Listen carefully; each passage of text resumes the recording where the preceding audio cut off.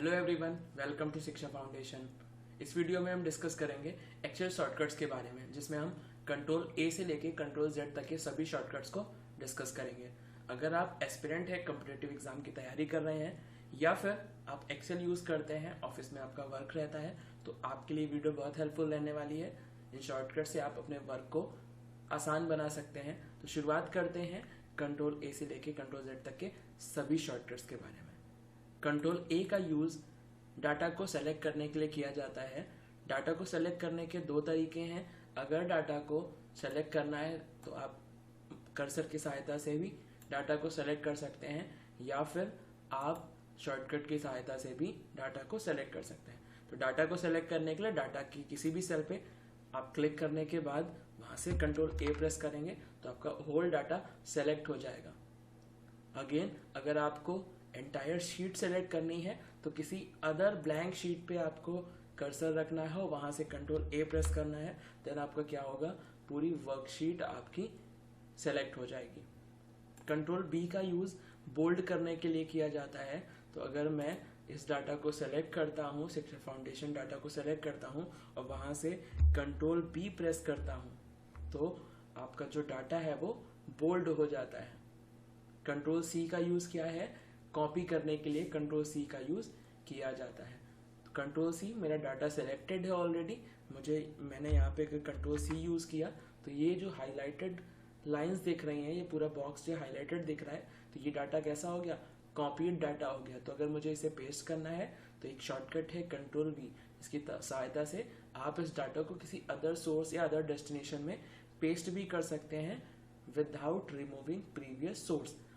मतलब बगैर पुराने जो है डाटा को डिलीट किए हुए आप नई जगह पे पेस्ट कर सकते हैं। मतलब आपका जो डाटा है वो दोनों जगह अवेलेबल रहेगा। तो किसी एक डेस्टिनेशन सोर्स पे सेल को सेलेक्ट करके कंट्रोल वी प्रेस करते हैं तो आप देखेंगे दो जगह हमारा डाटा अवेलेबल है, सेम डाटा आ गया है।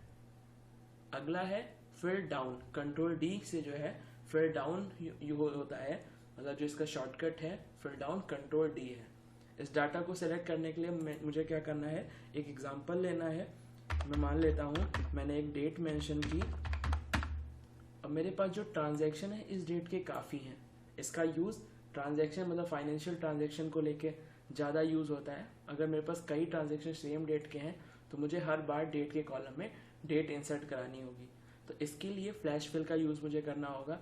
फ्लैश फिल डाटा को जहाँ तक भी आप सिलेक्ट करना है, जहाँ तक आपको डेट लिखनी है, तो वहाँ पर आपको सेलेक्ट करने के बाद कंट्रोल टी प्रेस करना होगा। तो जो फर्स्ट रो का डाटा है वो पूरे एंटायर सेल में, जो फर्स्ट सेल में डाटा था वो एंटायर सेल में डाटा आ जाएगा। तो ये है फिल डाउन। फ्लैश फिल की बात करते हैं तो इसका शॉर्टकट है कंट्रोल ई। फ्लैश फिल आपका एक्सेल के अपडेटेड वर्जन में है, विंडोज 7 विंडोज 10 तक इसका शॉर्टकट जो है यूज नहीं होता है। इसमें डाटा को फ्लैश फिल करते हैं, मतलब अगर किसी एंटायर डाटा की बात करें, एग्जांपल लेते हैं, जैसे डेज है, मंडे से लेके मैंने संडे तक जो डाटा लिया है, फ्लैश फिल में मैंने फर्स्ट 3 लेटर्स एक कमांड दे दिया मंडे के लिए कि MON। उसके बाद मंडे से लेके संडे तक अगर हम एंटायर शीट को सेलेक्ट करने के बाद, जिसमें ये ट्यूसडे से लेके संडे तक सभी ब्लैंक रहेंगे, मतलब केवल आपको मंडे लिखना है, बाकी ये सारे नीचे के ब्लैंक रहेंगे। आपको पूरा सेलेक्ट करने के बाद कंट्रोल ई प्रेस करेंगे, देन आपको इस तरीके से मंडे, ट्यूसडे, वेडनेसडे सभी के स्टार्टिंग के 3 लेटर्स आपको मिल जाएंगे। तो ये है आपका फ्लैश फिल, जिसमें डाटा आप जिस सीक्वेंस में चाहते हैं उस सीक्वेंस में डाटा फिल हो जाता है। अगला शॉर्टकट है कंट्रोल एफ। कंट्रोल एफ का यूज फाइंड करने के लिए किया जाता है एंटायर डाटा में। तो अगर मैं यहाँ से एक डाटा सिलेक्ट करूँ, मुझे फाइंड करना है कॉमर्स, मुझे क्या फाइंड करना है, कॉमर्स, तो मुझे क्या करना होगा, सबसे पहले कंट्रोल एफ करना होगा और मुझे क्लिक करना होगा मुझे फाइंड करना होगा कॉमर्स। जैसे मैं क्लिक करूंगा मेरा डाटा कहाँ पे आ गया, कॉमर्स पे आपका कर्सर ऑटोमेटिक आ गया। अगर मैं कहूँ मुझे मंडे सेलेक्ट करना है, जैसे ही मंडे क्लिक करूंगा देन अगेन मंडे बार मंडे का जो सेल है वो हाईलाइट हो जाएगा। तो ये वर्क है फाइंड का, जिसमें आप डाटा को फाइंड कर सकते हो। अगला है गो टू। गो टू का यूज किसी स्पेसिफिक सेल में जाने के लिए किया जाता है। कंट्रोल जी जैसे ही हम सेलेक्ट करते हैं तो हमारे पास रेफरेंसेस आते हैं। रेफरेंस में हम उस सेल का नाम लिखेंगे जहां पर हमें जाना है। तो अगर मैं सेल को लिखना चाहूँ तो मैंने लिखा D4, तो ये D4 मतलब D रो में D कॉलम में 4th रो पर है। अगर मैं कंट्रोल जी का यूज करता हूँ और I7 क्लिक करता हूँ तो डाटा कहाँ लेके मुझे जाएगा, I कॉलम में 7th रो पर डाटा मुझे सेल जो है रिप्रेजेंट करेगा। मतलब किसी स्पेसिफिक सेल में जाने के लिए हम कंट्रोल जी गो टू का यूज करते हैं। अगला शॉर्टकट है कंट्रोल एच, जिसका यूज किया जाता है डाटा को रिप्लेस करने के लिए। डाटा रिप्लेस करने के लिए हमने एक टेबल सेलेक्ट कर रखी है जिसमें सब्जेक्ट और उनके मार्क्स हैं। सब्जेक्ट मार्क्स में आर्ट साइड के स्टूडेंट के मार्क्स हैं, क्योंकि यहाँ पर आर्ट सेलेक्टेड है तो मुझे आर्ट्स की जगह पे चेंज करना है कॉमर्स। तो उसके लिए मुझे क्या यूज करना होगा, कंट्रोल एच का यूज करना होगा। तो मेरे पास क्या आएगा, फाइंड व्हाट। आपको क्या फाइंड करना है, तो यहाँ पर आपको जिस वर्ड को, जिस टेक्स्ट को रिप्लेस करना है उसका नाम। तो मुझे आर्ट्स करना है तो मैंने आर्ट्स सेलेक्ट किया। मुझे इसकी जगह पर क्या चाहिए, कॉमर्स चाहिए, COMMERCE। देन फाइंड करेंगे तो मुझे आर्ट सेलेक्टेड मिल गया। तो मुझे क्या करना है, रिप्लेस। अगर आर्ट्स कई जगह होगा तो सभी को सेलेक्ट कर लेगा एंटायर फाइंड नेक्स्ट करते हुए। अगर आपको इसे रिप्लेस करना है कॉमर्स में तो कॉमर्स में रिप्लेस करेंगे। अगर कई जगह आर्ट्स लिखा हुआ है और अगर आपको सभी आर्ट्स को कॉमर्स में करना है तो रिप्लेस ऑल का यूज करेंगे। मेरे पास एक ही आर्ट्स का सब्जेक्ट लिखा हुआ है तो मैं इन दोनों में से किसी को भी यूज करूंगा तो इसकी जगह पर क्या हो जाएगा, कॉमर्स हो जाएगा। तो मैंने रिप्लेस पे क्लिक कर दिया, देन क्या हुआ, आर्ट्स की जगह पे कॉमर्स हो गया है। तो ये यूज है कंट्रोल एच का। अगला शॉर्टकट है control I for italic. Data को सेलेक्ट किया, कंट्रोल आई को देखते हैं। इटैलिक के लिए होता है डाटा हमारा क्या हो गया, इटैलिक में कन्वर्ट हो गया। जैसे ही डाटा इटैलिक में कन्वर्ट होगा, इटैलिक का जो सिंबल है वो हाईलाइट हो जाएगा। यहाँ पर बोल्ड भी सिलेक्टेड है इसलिए वो बोल्ड भी दिखा रहा है। अगर बोल्ड को हटाना है तो मुझे क्या करना होगा, कंट्रोल B अगेन प्रेस करना होगा तो बोल्ड हट जाएगा। अभी आपको दिख रहा होगा इटैलिक फॉन्ट दिख रहा है। अगर मैं कंट्रोल I अगेन यूज करता हूं देन सिंपल फॉर्मेट में आपका डाटा आ जाएगा। Control I use for italic. Control J का शॉर्टकट एक्सेल में अवेलेबल नहीं है। वर्ड में इसका एक शॉर्टकट है जस्टिफाई के लिए, जिसमें टेक्स्ट को जो है आपके जस्टिफाई ऑर्डर में रखा जाता है। एक एग्जांपल देख लेते हैं, क्योंकि अगर बात शॉर्टकट्स की है तो हम वर्ड में जाके उसे भी देख लेते हैं। एक ये टेक्स्ट है जिसमें मुझे जस्टिफाई दिखाना है। अभी मैं अगर गौर करूं तो मुझे अलाइन टेक्स्ट की बात करूं तो लेफ्ट दिख रहा है, जिसका शॉर्टकट क्या है, कंट्रोल L है, यही सिलेक्टेड है। नेक्स्ट को मैं क्लिक करता हूं, ये है आपका सेंटर अलाइनमेंट। इसे चेक करने के लिए पहले पूरे डाटा को सेलेक्ट कर लेते हैं। अभी क्या है, लेफ्ट अलाइनमेंट है। सेंटर अलाइनमेंट की बात करें तो ये है आपका centre alignment, right alignment, then justify. Justify data आपका ऑर्गेनाइज ऑर्डर में आ जाता है, जिसमें कॉमन स्पेसिंग के साथ फुल डाटा अरेंज हो जाता है। तो जस्टिफाई में का शॉर्टकट आपको अवेलेबल होता है MS वर्ड में। MS एक्सेल में जस्टिफाई शॉर्टकट नहीं है। तो अपने एक्सेल में चलते हैं। हम लोग कंट्रोल J तक देख चुके। Control K for hyperlink. Control K का यूज हाइपरलिंक के लिए किया जाता है। यहाँ गौर करेंगे तो गूगल एंड शिक्षा फाउंडेशन, 2 हाइपरलिंक मैंने पहले से लगा के रखे हैं। इसे मैं किसी को क्लिक करता हूं तो क्या होगा, पहले मुझे इंटरनेट कनेक्शन ऑन करना पड़ेगा इसके लिए। तो अगर मैं क्लिक करूंगा तो क्या होगा, ये सीधे गूगल पर ले जाएगा। तो ये कैसे होगा, सिंपल। इसके लिए मुझे क्या करना होगा, सबसे पहले डाटा लिखना होगा। मैं किसी भी टेक्स्ट को लिख लेता हूं। टेक्स्ट लिखने के बाद मुझे इस पे हाइपरलिंक लगाना है। हाइपरलिंक लगाने के लिए मुझे इस पर राइट क्लिक करके भी मैं इस पर हाइपरलिंक लगा सकता हूं। मेरे पास ये ऑप्शन है हाइपरलिंक का। ये विंडो खुल रही है, लेकिन अगर इस विंडो को मुझे शॉर्टकट से खोलना है तो इसके लिए शॉर्टकट क्या है, कंट्रोल के, आपके पास सेम डाटा आ जाएगा। आपको इसमें से क्या फेच करना है, क्या हाइपरलिंक लगाना है, तो मैंने एड्रेस मैंने दे दिया www.google.com। जैसे ही मैं इस ओके को क्लिक करूंगा, आपका जो डाटा है वो ब्लू कलर का हो गया और अंडरलाइंड हो गया। और जब मैं इस पर कर्सर ले जाऊंगा तो यहाँ पर नीचे वेबसाइट भी शो होगी। मैं जैसे ही इस डाटा पे क्लिक करूंगा तो ये मुझे ले जाएगा गूगल के पेज पे। जो भी आपका डिफॉल्ट ब्राउजर होगा वहां से डाटा को फेच करेगा और उस ब्राउजर पर ओपन कर देगा। तो ये देखिए, क्रोम पर हम लोग आ गए, यहाँ पर गूगल हमारा डायरेक्ट हाइपरलिंक से ओपन हो गया। फिर से चेक करके देखें तो अगर मैंने शिक्षा फाउंडेशन पे हाइपरलिंक लगा रखा है तो मैं इस पर क्लिक करता हूं तो यहाँ से क्या होगा, मेरा चैनल जो है वो हाइपरलिंक के थ्रू आपको प्रेजेंट हो जाएगा। तो ये यूज है हाइपरलिंक का। नेक्स्ट चलते हैं आगे अगले शॉर्टकट की ओर, कंट्रोल एल। कंट्रोल एल का यूज टेबल को क्रिएट करने के लिए किया जाता है।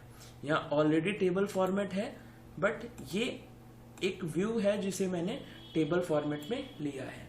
It's not an table, it's only a defined design for table.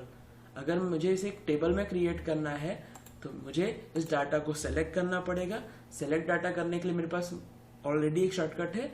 Data के बीच में कहीं भी किसी भी सेल को सेलेक्ट करके कंट्रोल ए फाइंड करेंगे तो एंटायर डाटा सेलेक्ट हो जाएगा। उसके बाद आपको यूज करना है कंट्रोल एल। कंट्रोल एल का यूज सेलेक्ट करते ही आपको क्रिएट टेबल का डायलॉग बॉक्स खोलेगा, जिसमें आपसे पूछ रहा है कि आपके टेबल में कोई हेडिंग है। तो यस, मेरे टेबल में हेडिंग है। क्या है? सब्जेक्ट और मार्क्स उसकी हेडिंग है। तो मैंने इस पे क्लिक कर दिया, माई टेबल हैज हेडर, ठीक है, ओके क्लिक किया तो मेरे पास ये टेबल बन के आ गई। जब आप टेबल की बात करेंगे तो टेबल के लिए डिजाइन व्यू आपका खुल के आ जाएगा। अगर मैं डेज और फर्स्ट 3 लेटर्स की बात करूं तो यहाँ पर अगर मैं क्लिक करता हूं तो मुझे कहीं भी टेबल डिजाइन ऑप्शन नहीं मिल रहा। लेकिन मैं जैसे ही सब्जेक्ट वाले टेबल पे कहीं क्लिक करता हूं तो मुझे एक डिजाइन टैब मिल जाता है। तो अगर आपको इस डाटा को फिर से नॉर्मल फॉन्ट में ले जाना है तो कन्वर्ट टू रेंज कर देंगे, तो यहाँ से आपका डाटा टेबल से हटके नॉर्मल रेंज में पहुंच जाएगा जिस तरीके से पहले था। तो ये है क्रिएट टेबल के लिए। कंट्रोल एम शॉर्टकट एक्सेल में यूज नहीं होता है। कंट्रोल एन का यूज न्यू डॉक्यूमेंट को ओपन करने के लिए होता है। शॉर्टकट से देख लेते हैं। कंट्रोल जब न्यू करेंगे तो एक न्यू एक्सेल शीट वर्कबुक खुल के आ जाएगी। तो न्यू वर्कबुक में मुझे कोई काम नहीं है तो मैं इसे सडन बंद कर दूं, या मुझे अगर इसे सेव करना है तो मैं कंट्रोल एस करूंगा तो मुझसे इसे सेव करने को कहा जाएगा। क्यों? क्योंकि ये न्यू वर्कबुक है, अभी तक ये सेव नहीं है। कैंसिल कर देता हूं इस विंडो को, इस वर्कबुक को। नेक्स्ट जो आपका ऑप्शन है कंट्रोल ओ। कंट्रोल ओ का यूज किसी पुराने डॉक्यूमेंट को ओपन करने के लिए किया जाता है। किसी एक्सेल शीट जो पहले से सिस्टम पर है उसे ओपन करने के लिए किया जाता है। तो देन कंट्रोल ओ, आपको कंट्रोल ओ में जो भी डाटा आपको ओपन करना है उसे सेलेक्ट करना होगा। तो मैं डेस्कटॉप से मैं किसी एक डाटा को सिलेक्ट कर लेता हूं। मैंने यहाँ पे CPF GPF डाटा मैंने सिलेक्ट किया, या मैं सेलेक्ट करता हूं बुक 1। मैंने बुक 1 सिलेक्ट किया तो ये मेरे पास एक डाटा है, ओपन होके आ गया। तो ये यूज है कंट्रोल ओ का। कंट्रोल पी का यूज क्या है? कंट्रोल पी अगर मैं करूं तो प्रिंट कमांड के लिए कंट्रोल पी का यूज किया जाता है। कंट्रोल पी आपका सभी में काम करता है, Word, Excel, WordPad. Control Q shortcut Excel में नहीं है। कंट्रोल आर जो है फिल राइट के लिए यूज किया जाता है। मैंने इसका डिस्कशन फिल डाउन के लिए किया था, जिसका शॉर्टकट था कंट्रोल डी। फिल राइट देख लेते हैं क्या है। अगर मैं 1 1 1 इसे लिखना चाहूं तो मेरे पास ऑप्शन है, मैंने इसे टेक्स्ट के थ्रू लिखा। अगर मुझे इस डाटा को डाउन साइड में चाहिए कि मेरा 1 जो है सभी लाइन में पूरे आ जाए, तो इसके लिए मुझे क्या करना होगा? कंट्रोल डी, जिसका शॉर्टकट हम पहले ही यूज कर चुके हैं। लेकिन मुझे क्या करना है, मुझे डाटा राइट में कॉपी करना है। सेम डाटा राइट साइड में कॉपी हो तो यहाँ पर कंट्रोल टी वर्क नहीं करता। यहाँ पर वर्क क्या करेगा, कंट्रोल आर। फिल राइट के लिए अगर आपको राइट साइड में डाटा फिल करना है, सेम डाटा फिल करना है, उसके लिए आपको शॉर्टकट कंट्रोल आर सिलेक्ट करना होगा। जैसे ही हम कंट्रोल आर शॉर्टकट की यूज करेंगे तो डाटा हमारा सेलेक्ट हो जाएगा। तो ये है फिल राइट। डाटा को सेव करने के लिए हम क्या शॉर्टकट यूज करते हैं, control S for save document. Control S for save document, हमारा डाटा ऑलरेडी सेव्ड है, ये वर्कशीट सेव है, इस वजह से यहाँ पर कंट्रोल सेव करने पे न्यू डायलॉग बॉक्स नहीं खुला है बल्कि अपडेट सेव हो रहा है। कर्सर से आपको पता चल जाएगा। कंट्रोल टी का यूज टेबल को क्रिएट करने के लिए किया जाता है। Control T already create table के लिए एक और हमारे पास शॉर्टकट है जो एक्सेल में यूज होता है, कंट्रोल एल। अभी हम लोगों ने इसमें डिस्कस किया। कंट्रोल टी का यूज भी टेबल को क्रिएट करने के लिए किया जाता है। देन अगर मैं डाटा में सेलेक्ट करके पूरे डाटा को सेलेक्ट करता हूँ, कंट्रोल एल करता हूँ, तो मेरे पास डाटा जो टेबल क्रिएट है वही ऑप्शन खुल के आता है। लेकिन अगर मैं कंट्रोल टी यूज करता हूँ तो भी मेरे पास सेम डायलॉग बॉक्स खुल के आता है। मतलब टेबल क्रिएट करने के लिए एक्सेल में दो शॉर्टकट अवेलेबल है, control L plus control T. तो अगर आपको मल्टीपल ऑप्शन में ये दोनों ऑप्शन मिलते हैं, देन बोथ का ऑप्शन आपको मिलता है, तो आप बोथ को जो है टिक करेंगे, यही एक सही ऑप्शन होगा। अगर इंडिविजुअल की बात करें तो इन दो में जो भी ऑप्शन मिलता है आपका करेक्ट आंसर होगा। तो नेक्स्ट देखते हैं, कंट्रोल यू का यूज अंडरलाइन के लिए किया जाता है। चेक करते हैं, किसी डाटा को सिलेक्ट कर लेते हैं, यहाँ पर यूज करते हैं कंट्रोल यू। तो जो भी हमारा डाटा है उसके नीचे एक अंडरलाइन आ गई है, जिसमें मार्क्स के नीचे अगर देखेंगे या सब्जेक्ट के नीचे देखेंगे, सभी के नीचे अंडरलाइन है। इसे हटाने रिमूव करने के लिए क्या करेंगे, अगेन कंट्रोल यू प्रेस कर देंगे, डाटा आपका रिमूव हो जाएगा। ये है कंट्रोल यू का यूज। अगला जो शॉर्टकट है वो कंट्रोल वी के लिए है। कंट्रोल वी का यूज पेस्ट करने के लिए किया जाता है। पेस्ट करने के लिए डाटा दो तरीके से आप पेस्ट कर सकते हो, या फिर कट करके डाटा पेस्ट करोगे या फिर कॉपी के लिए करोगे। तो कॉपी के लिए हम लोग पहले ही यूज कर चुके हैं कंट्रोल सी, डाटा को कॉपी करके किसी नेक्स्ट जगह पेस्ट करना, जिसमें डाटा डेस्टिनेशन आपका जो पहले का सोर्स है वहां भी रहता है और नए सोर्स पे भी डाटा पहुंच जाता है। लेकिन अगर मैं कट की बात करूं, जिसका शॉर्टकट कंट्रोल एक्स है, तो वहां से प्रीवियस डेस्टिनेशन से डाटा हट जाता है और नए डेस्टिनेशन पे डाटा पेस्ट हो जाता है। तो अगर मुझे इस शीट को कॉपी करके डाटा पेस्ट करना है, then control C plus control V, data मेरा आ गया नेक्स्ट जगह पे। लेकिन अगर मुझे इस डाटा को यहां से हटाकर दूसरी जगह शिफ्ट करना है तो मुझे इसके लिए कंट्रोल एक्स करना पड़ेगा फॉर कट। कंट्रोल पेस्ट के लिए कंट्रोल वी। अब देखेंगे डाटा शिफ्ट होकर दूसरी जगह आया, लेकिन जब कट कॉपी और पेस्ट करते हैं तो डाटा दोनों जगह अवेलेबल रहता है एट द सेम टाइम। तो ये हो गया close document and cut, control W control x.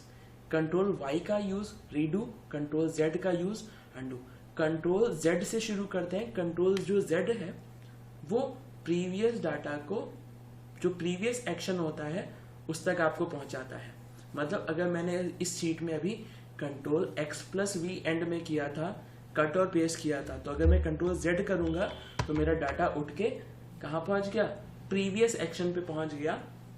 ये है काम कंट्रोल जेड का अंडू का।